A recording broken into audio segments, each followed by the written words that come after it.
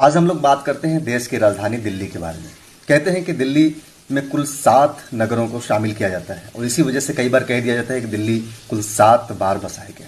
हालांकि दिल्ली का प्राचीनतम नाम इंद्रप्रस्थ मिलता है। इंद्रप्रस्थ के साथ ही इसे ढिल्लो भी कहा जाता है और योगिनी नगर भी दिल्ली का नाम मिलता है।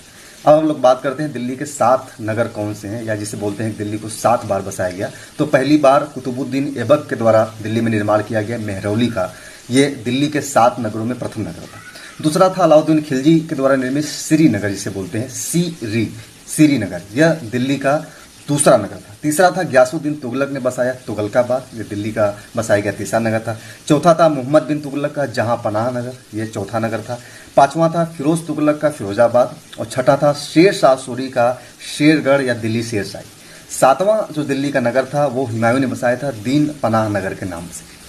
इसीलिए कई बार कह दिया जाता है कि दिल्ली को 7 बार बसाया गया। एक्चुअल में 7 बादशाहों के द्वारा अलग अलग नगर बसाए गए और उन्हीं संपूर्ण नगरों को मिलाकर के दिल्ली कह दिया जाता है। ये दिल्ली का मध्यकाल तक का इतिहास है। उसके बाद आपको पता है कि 1911 के सम्मेलन में दिल्ली को राजधानी बनाया गया। पहले अंग्रेजों ने राजधानी जो है कि कलकत्ता को स्थानांतरित कर दिया था।